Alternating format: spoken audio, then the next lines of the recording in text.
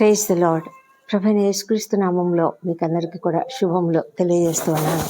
ఈ దినము మరొక చివరి దినంలో, అంటే ఈ వారంలో చివరి దినంలో మనం ఉన్నాం కదా. ప్రభువైన యేసుక్రీస్తు మనల్ని ఎంత క్షేమంగా తీసుకువచ్చి ఈ చివరి దినానికి తీసుకువచ్చాడు. అప్పుడే మనము 4వ శనివారంలో ఉన్నాము. ఈ నెల 5 శనివారాలు ఉన్నాయి. అయితే ఈ వారంలో ఈ వారం అంతా కూడా దేవుడు మనల్ని క్షేమంగా కాపాడి ఈ దినానికి చేర్చినందుకు దేవునికి వందనం చెల్లిద్దాం. దేవుడు ఎంత గొప్ప దేవుడు, అద్భుతకరుడు, ఆశ్చర్యకరుడు.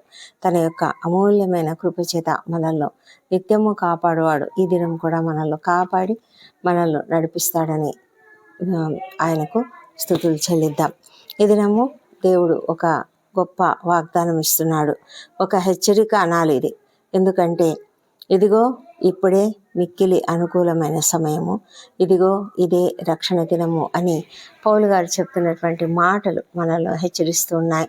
అవును, ప్రతిదినము కూడా ఒక అనుకూలమైనటువంటి దినమే, అనుకూలమైనటువంటి రక్షణ దినము. అంటే ఇది చాలామంది ఇప్పుడు కాదు ఇంకొకసారి, ఇప్పుడు కాదు ఇంకా కొద్ది రోజులైన తర్వాత, ఇప్పుడు కాదు నేను ఇంకా కొద్ది కాలం గడపాలి, నేను ఇంకా కొంచెం ఎంజాయ్ చేయాలి, ఈ లోకంలో నేను ఇంకా బాగా బ్రతికిన తర్వాత అప్పుడు నేను రక్షణ పొందుతాను. నాకు తెలుసు యేసుక్రీస్తు ఈ లోకానికి వచ్చాడు, అందరి కొరకు తన ప్రాణం పెట్టాడు, ఇవంతా నాకు తెలుసు, అయితే మరి నాకు సమయం కావాలి అని చెప్తూ ఉంటారనమాట. ఈ విధమైనటువంటి ఆలోచన మనకు మంచిది కాదు. ఇది దేవుడు మనకు మన హృదయాన్ని ఆయన తాకి, నీవు ఇవాళ నిన్ను అంగీకరించాడు అన్న ఫీలింగ్ నీకు వచ్చిందంటే, నీవు అంగీకరించినట్లుగా నీకు ఫీలింగ్ వచ్చిందంటే వెంటనే ప్రభువైన యేసుక్రీస్తుని అంగీకరించాలి. ఆయన ఎంత గొప్ప దేవుడు అంటే, ఆయన నీ ఎల్లప్పుడూ కూడా నీకు తోడుగా ఉన్న దేవుడు. మరి నీ హృదయం దగ్గరే ఉన్నాడు ఆయన. నీవు ద్వారం తెరిస్తే లోపలికి రావాలని ఆయన ఎదురు చూస్తున్నాడు. మరి నీ హృదయపు ద్వారంలో ఆయన కొరకు తెరవవా? అవి ఎప్పుడైనా తెరవచ్చు, ఎప్పుడైనా కూడా ఆయన ఆల్వేస్ ఓపెన్. అయితే మనకు ఇదే రక్షణ దినము. నెక్స్ట్ మినిట్లో మనం ఉంటామో లేదో మనకు తెలియదు. నెక్స్ట్ మన పరిస్థితులు ఎలా ఉంటాయో మనకు తెలియదు. కాబట్టి మనము చాలా జాగ్రత్తగా ఈ లోకంలో మనం ఆలోచించాలి. మనకు ఏమైనా కావచ్చు, ఎప్పుడైనా ఏదైనా జరగవచ్చు కదా. కాబట్టి మనము ఈ లోకము, మన యొక్క జీవితము ఆవిరి వంటిది, చాలా తాత్కాలికమైనది. అయితే మన జీవితం మన చేతుల్లో లేదు, దేవుని చేతులలోనే ఉంది. కనుక మనము ఆయన సన్నిధిలో మనము రక్షణ పొందుకోవడానికి సిద్ధంగా ఉండాలి. చార్ల్స్ జోగిన్ అనే ఒక వ్యక్తి ఉన్నాడంట. అతడు సేలర్ అన్నమాట. అయితే అతడు చాలా చిన్న వయసులోనే సేలర్గా అయ్యాడు. అతడు ముందుగా బేకర్గా ఉండేవాడు. షిప్లో పని చేస్తూ ఉండేవాడు అనమాట. ఆ షిప్లో అతడు బేకర్గా ఉండేవాడు. చాలా షిప్లలో అతడు పని చేశాడు, ఓడలలో. అయితే 1912వ సంవత్సరంలో అతడు ఒక క్రూయిజ్ షిప్లోకి వెళ్ళాడనమాట. అది ఏంటంటే టైటానిక్ అనే ఒక పెద్ద ఓడ.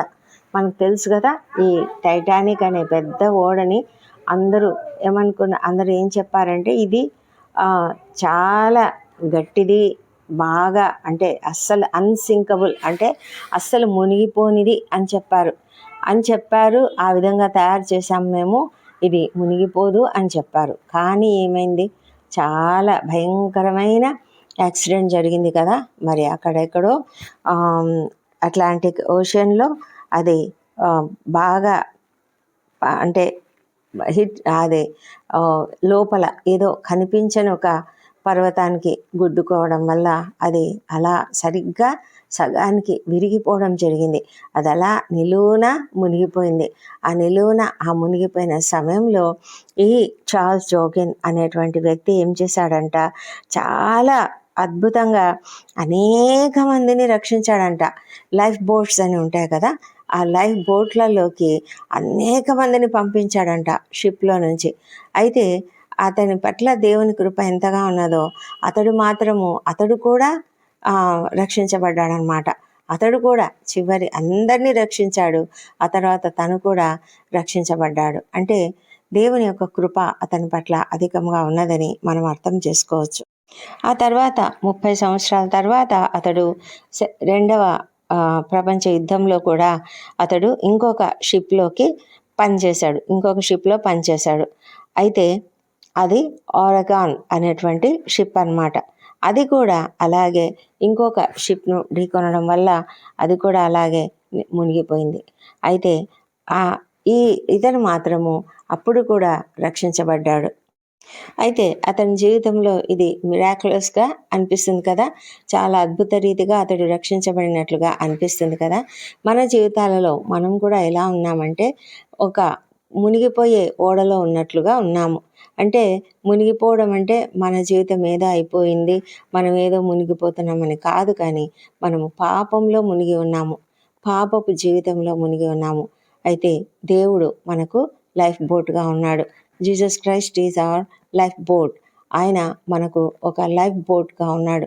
నువ్వు పాపములలో పడి మునిగిపోవద్దు, ఇదిగో రా, ఇదిగో నా దగ్గరికి రా, నేను నిన్ను రక్షిస్తాను. ఇది ఒక నావ, ఇది ఒక లైఫ్ బోట్, జీవితాన్ని రక్షించే ఒక నావ. మరి ఆ పాపములలో ఉండొద్దు, రా అని దేవుడు పిలుస్తున్నాడు. మరి మనము సిద్ధంగా ఉన్నామా? మనము ఆ లైఫ్ బోట్లోకి వెళ్ళడానికి సిద్ధంగా ఉన్నామా? మనం ఆలోచించుకోవాలి. రోమీలకు రాసిన పత్రికలో పౌలు గారు చెప్తున్నారు, ఏ భేదంనూ లేదు, అందరూ పాపం చేసి దేవుడు అనుగ్రహించి మహిమను పొందలేకపోతున్నారు. అయితే నమ్మువారు ఆయన కృపచేతనే క్రీస్తు యేసునందలి విమోచనము ద్వారా ఉచితంగా నీతిమంతులని తీర్చబడుచున్నారు. క్రీస్తు యేసు రక్తమునందలి విశ్వాసము ద్వారా ఆయనను కరుణాధారంగా మనకు దేవుడు బయలుపరిచాడు. దేవుడు ఇప్పటి కాలమందు తన నీతిని కనబర్చు నిమిత్తము తాను నీతిమంతుడును యేసునందు విశ్వాసం గలవానిని నీతిమంతునిగా తీర్చివాడునై ఉండుటకు ఆయన అలాగూ చేశాను. కాబట్టి ఎంత అద్భుతమైన అవకాశం మనకున్నది. దేవుడు మనల్ని రక్షిస్తానని చెప్తూ ఉన్నప్పుడు మనం ఇంకా పాపంలోనే ఉండాలని కోరుకుంటున్నామా? ఎంతోమంది ఇంకా కొద్ది కాలం అనుకుంటూ జాప్యం చేస్తున్నారా? మన జీవితము ఏ విధంగా ఉంటుందో తెలియదు. ఈ చార్ల్స్ జాగిన్ అయితే చాలా చక్కగా రక్షించబడ్డాడు. కానీ మరి మన జీవితాలలో ఎప్పుడు ఏమవుతుందో మనకు తెలియదు. కీర్తనాకారుడు అంటున్నాడు, నా కాలగతులు నీ వశంన ఉన్నవి అని. అవును, మన చేతులలో ఏమీ లేదు. మన జీవితము ఇప్పుడుండి రేపు పొయ్యిలో వేయబడు గడ్డిలాగా ఉన్నది, గడ్డి పువ్వులాగా ఉన్నది. ఇప్పుడు ఉండొచ్చు, ఇంకా రేపు లేకపోవచ్చు. ఎప్పుడు ఏమవుతుందో కూడా మనకు తెలియదు. మరి మనము అలాంటి స్థితిలో ఉన్నప్పుడు ఈ దినమే, ఇప్పుడే రక్షణ దినము కాబట్టి ఇప్పుడే ఈ క్షణమే మనము రక్షణ పొందుకోవాలి. ఈ దినమే మనము వెంటనే రక్షణ పొందుకోవడానికి దేవుడు మనకు అవకాశం ఇస్తున్నప్పుడు అవకాశాన్ని తప్పకుండా మనం స్వీకరించాలి. ఈ వాక్యం వింటున్నటువంటి వారు ఎవరైనా సరే ఇంకా రక్షణ పొందకుండా ఉన్నట్లయితే మరి దేవుని సన్నిధికి వచ్చి దేవునిని అంగీకరించడానికి దేవుడు మీకు కృప చూపించునుగాక. అపుస్తలుడైన పౌలు రోమీలకు రాసిన పత్రిక 9వ అధ్యాయము 27వ వచనంలో ఏమంటున్నారంటే, మరియు ప్రభు తన మాట సమాప్తం చేసి క్లుప్తపరచి భూలోకమునందు దానిని నెరవేర్చును గనుక ఇశ్రాయేలు కుమారుల సంఖ్య సముద్రపు ఇసుక వలె ఉండినను శేషమే రక్షించబడును అని చెప్తూ ఉన్నారు. ఒకవేళ అలా రక్షించబడకపోతే మనం ఎలా అవుతామంట? సొదొమ వలె అగుదము, గొమొర్రాను పోలి ఉందుము. అంటే వాళ్ళు ఏమైపోయారు? సొదొమ గొమొర్రాలు ఏమైపోయాయి? ఆ 2 పట్టణాలు ఏమైపోయాయి? ఆ భయంకరమైన ఒక అగ్ని దానిపైన కుమ్మరించబడడం వల్ల కాలిపోవడం జరిగింది కదా. అలాంటి పరిస్థితి మనకు రాకూడదని దేవుడు మనల్ని హెచ్చరిస్తున్నాడు. మనకు అనుదినము దేవుడు మనతో మాట్లాడతాడు. ఏదో ఒక రకంగా వాగ్దానం ఇస్తాడు, ఒక దినం ఒక ఉపదేశం ఇస్తాడు, ఒక దినము హెచ్చరిక కూడా ఇవ్వచ్చు కదా. ఇవాళ మనం హెచ్చరికను తీసుకుంటున్నాం. అయితే దేవుడు ఒక మంచి వార్తను మనకిస్తూ ఉంటుండగా ఆ వార్తను మనం తీసుకుందాం. ఆ వార్త ఏంటి?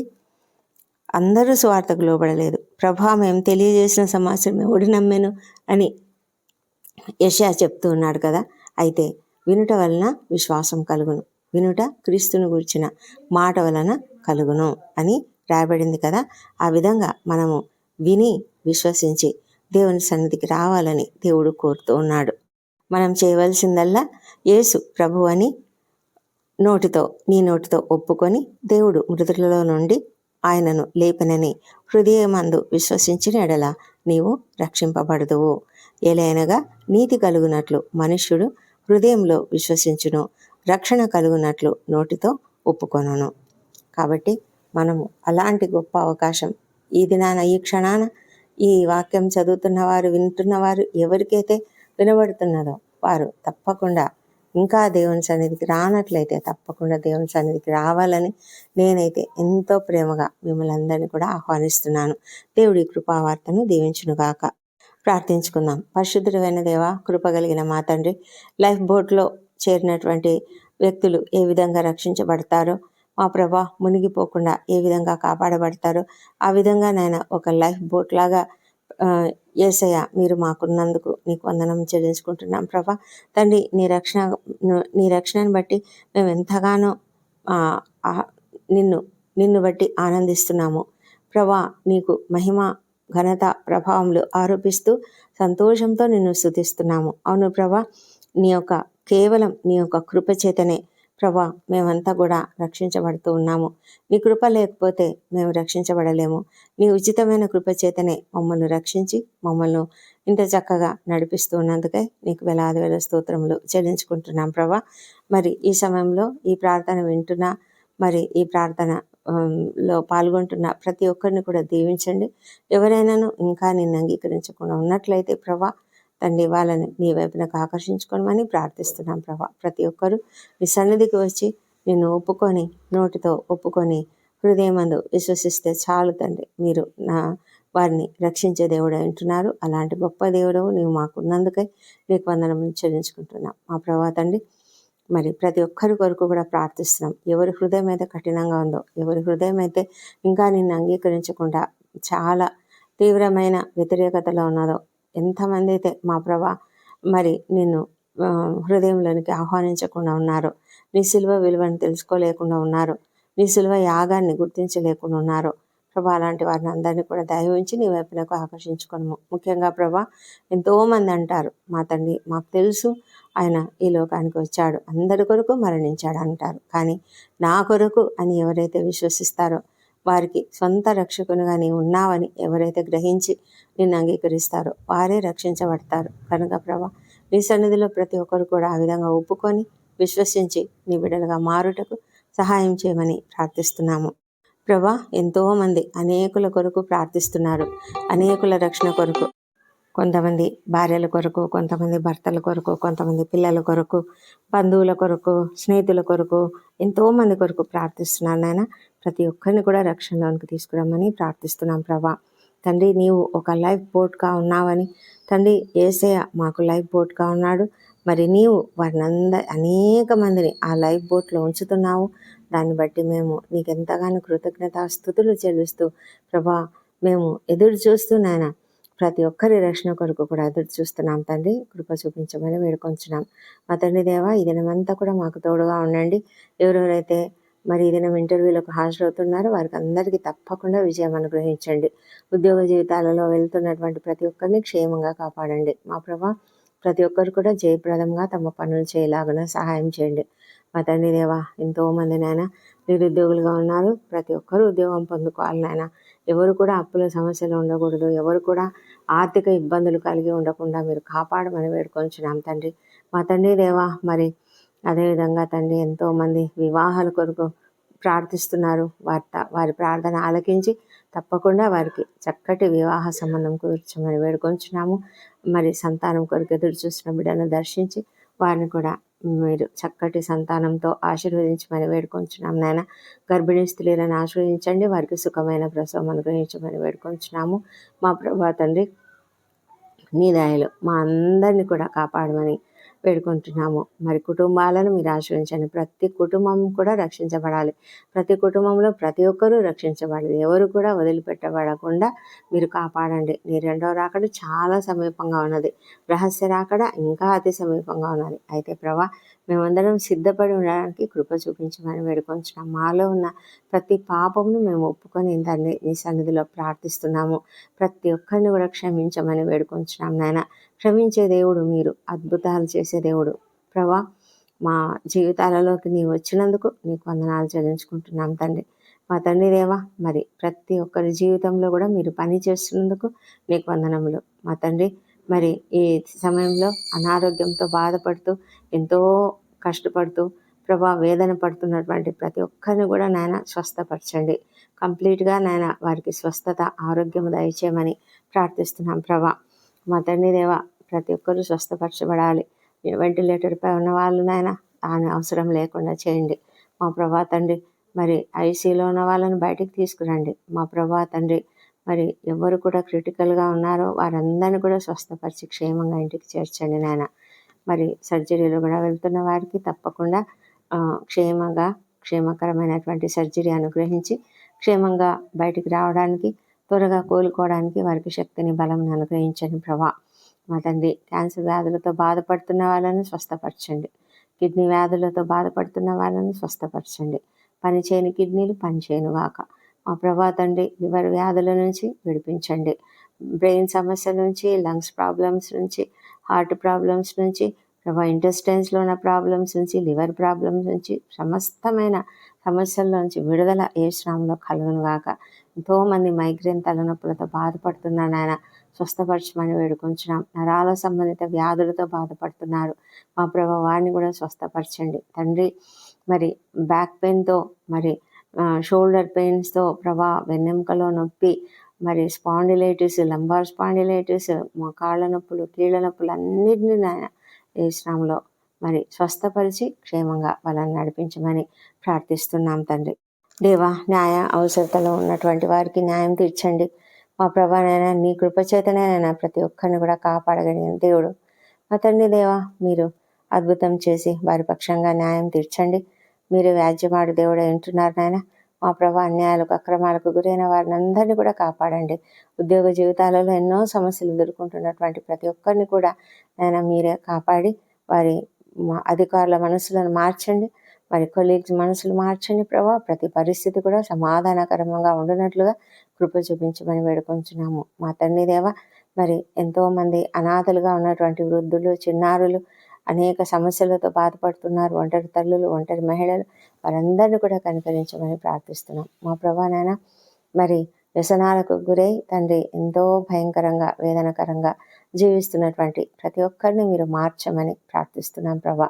అద్భుతం చేయండి మా తండ్రి దేవా. మరి వారి హృదయాలను మార్చండి, నీ వైపునకు ఆకర్షించుకోమని ప్రార్థిస్తున్నాం ప్రభా. మీకు అసాధ్యమైనది ఏది లేదు తండ్రి. మా తండ్రి దేవా, మరి హృదయాలలో ఇంకా విశ్వసించని ప్రతి ఒక్కరు కూడా విశ్వసించినట్లుగా సహాయం చేయండి. ఎంతోమంది సేవకులు నాయన ఎంతగానో ప్రార్థిస్తున్నారు. వాళ్ళందరిని బట్టి కూడా నీ సన్నిధిలో ప్రార్థిస్తున్నాం. కృప చూపించమని వేడుకుంటున్నాము. ప్రపంచమంతటా శాంతి, సమాధానం అనుగ్రహించండి నాయన. ఇజ్రాయెల్ దేశం దీవించండి, యెరూషలేమును దీవించండి. వారి నగరులలో క్షేమము, వారి ప్రాకారములలో నెమ్మదిని దయచేయమని ప్రార్థిస్తున్నాం ప్రభా. మా తండ్రి దేవా, మరి మా దేశంను దీవించి మా దేశంపై నీ పరిశుద్ధాత్మను కుమ్మరించమని ప్రార్థిస్తున్నాము మా ప్రభా. అధికారులు, ఉద్యోగులు, పరిపాలకులు అందరూ కూడా నీతిగా, నిజాయితీగా పనిచేయనట్లుగా సహాయం చేయమని వేడుకొంచున్నాము. ఎంతమంది అయితే ప్రయాణాలు చేస్తున్నారో వాళ్ళ ప్రయాణాలను క్షేమకరంగా నడిపించమని కూడా ప్రార్థిస్తున్నాం తండ్రి. దేశాన్ని పరిరక్షిస్తున్నటువంటి సైన్యం అంతటిని కూడా దీవించమని వేడుకుంటున్నాం. వీసాల కొరకు ప్రయత్నాలు చేస్తున్న వాళ్ళను దీవించండి, వారి ప్రయత్నాలు సఫలం చేయమని వేడుకొంచున్నాము మా ప్రభా తండ్రి. ఈ దినం బర్త్డేలు, వివాహ దినం జరుపుకుంటున్న బిడ్డను దీవించండి. గడిచిన సంవత్సరం అంతా మీరు వారికి చేసిన ప్రతి మేలును బట్టి నీకు వందనములు. రాబోయే సంవత్సరంలో ఇంకనూ అధికమైన మేలులను వారికి అనుగ్రహించండి ప్రభా. మరి ముఖ్యంగా వారిపైన నీ ఆత్మను కుమ్మరించండి.